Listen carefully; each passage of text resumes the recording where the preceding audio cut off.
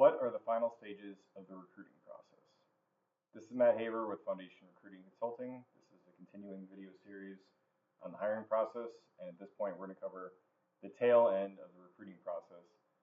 We've already determined what our interview process will be.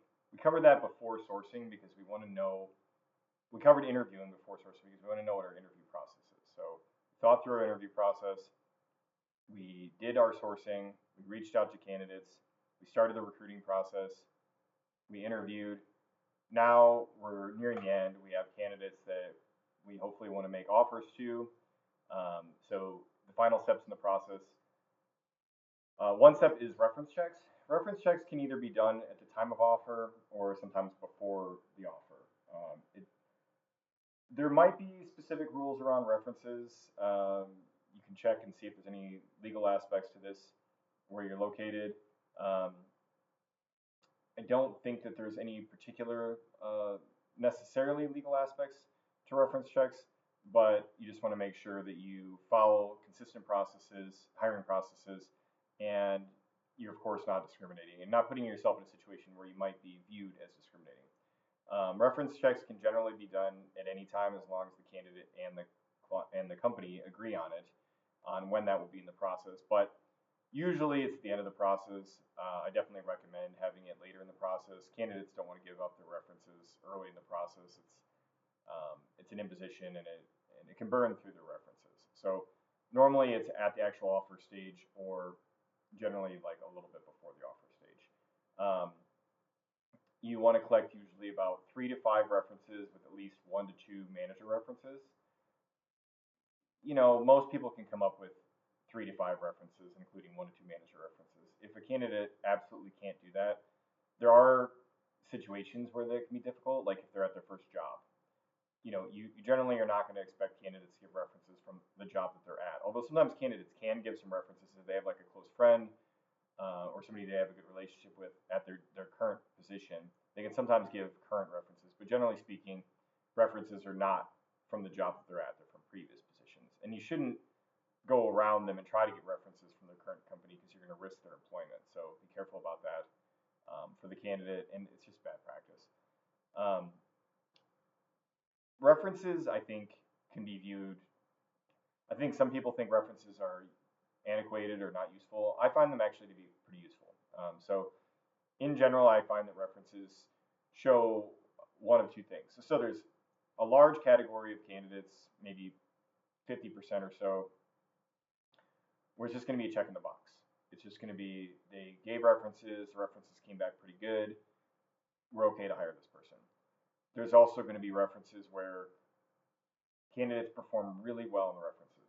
Their references are amazing. You absolutely have to hire this person, get them on your team. They're a true gem. And then there's bad references. You would not think, considering people volunteer their own references, that there would be that many bad references, but there are. People don't feel comfortable giving references for people that are not good at what they do, or that do weird things on the job, or illegal things, or whatever the case may be. So a decent amount of the time, you'll get either actual bad references or you'll get a lot of like reference dodging, where people will not give a reference. They'll say, "Oh, HR says I can't give a reference." They won't get back to you. So red flags. Those are generally what really good references and really bad references are the things you're mostly looking for in the reference process. Otherwise, middle of the road references, fine. I mean, it's still useful. You did the process. You made sure that you checked references. When you do references, use consistent questions across all the references. Document the process, the responses thoroughly, and you can add in specialized. So you can have like your general reference questions, and then you can have special reference questions related to a particular position. That can often be useful where you're asking about a particular skill set, or if you have a candidate you really like and you're worried about a particular aspect of their performance, you can ask about that in references and say, "Hey, did they do well in a dynamic environment with short time frames? Are they able to work quickly? Are they reliable?" Whatever the case may be, and see what the references say.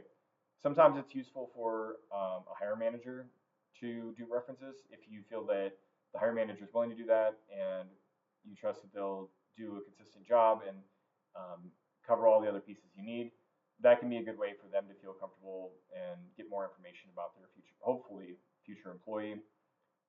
Another way to go that's kind of the opposite of the spectrum is using a tool like a third party tool. This gives you the most protection from an HR perspective. So candidates don't have any grounds to try to sue over references. I've never run into it personally, but I have heard of candidates trying to sue over discrimination from references. So it's just something to keep in mind. Um, and then, like I said, you're going to cover your regular questions that are just run-of-the-mill questions. Why do people leave companies? Are they reliable? Would you rehire this person? And then specialty questions that are specific to that candidate or specific to that role. So, assuming you have completed the complete interview process, and then hopefully you now completed references or you're about to complete references, there's making an offer and negotiating the offer. If you're utilizing a third-party recruiter, it can be incredibly useful to use the third-party recruiter to get a feel of how the candidate feels about the situation, where they're feeling as far as comp and benefits, all these pieces, and that we have like a well-rounded picture of what you might be able to offer the candidate. Sometimes internal recruiters can also do that to some extent. Usually not as much as a third-party recruiter, but it is useful to try to like feel those pieces out. You could also just be direct, although there's gamesmanship as far as the process goes. So you can kind of just say, if both parties are really straightforward, then you can kind of just speak to it. But sometimes you can't do that. So you want to feel those pieces out. Also, when the candidate applies or when they're originally submitted, there should be a range that they're hopefully shooting for. You have some sort of information about that, or you've asked at some point in the process what they're looking for.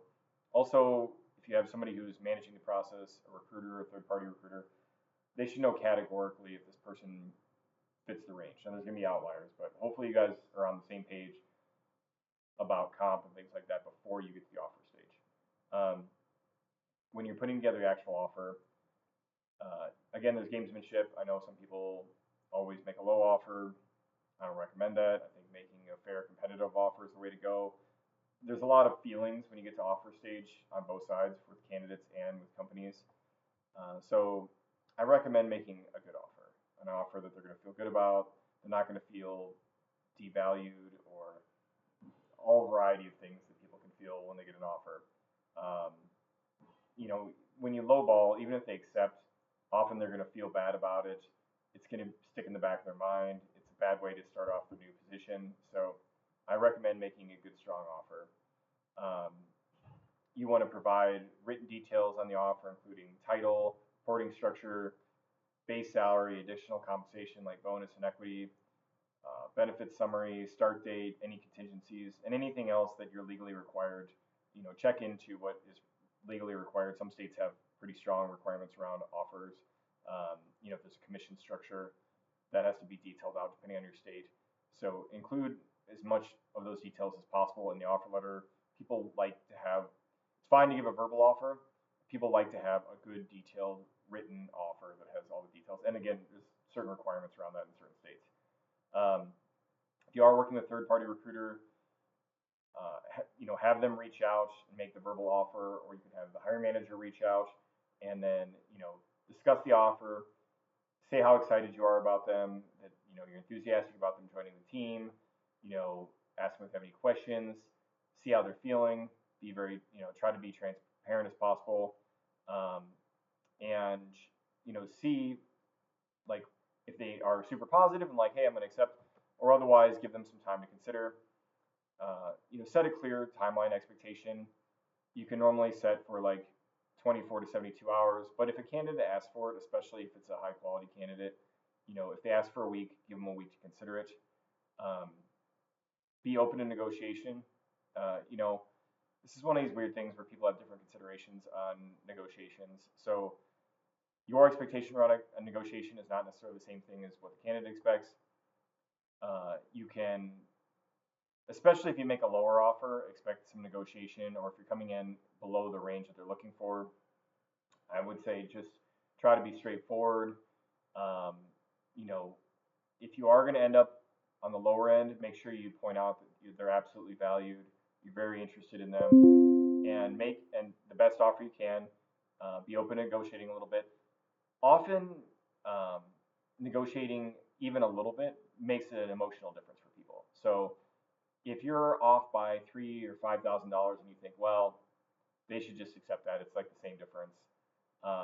Just realize that that often is not the way that they're going to experience it. So coming up a little bit, meeting them in the middle, it goes a long ways. It creates goodwill, and it can make a difference in somebody accepting your offer and having a good start um, once that's complete.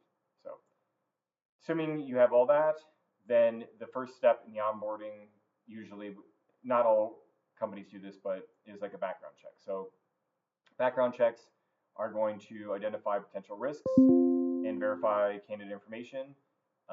You want to consult with your HR or legal team to ensure you're in compliance with laws about um, what kind of checks you can run based on the different positions and how to properly interpret those results. But background checks are going to cover a variety of things like identity verification, employment history, criminal history, education, drug screening, credit, professional licensing, driving record. These are not going to all apply to every position, but those are some of the different things that can be checked for. And again, it depends on the type of role, whether you need to or want to use, and you have to pay for these, right? Use it normally a third-party service that will do different types of background checks. Give yourself some time for the background check process.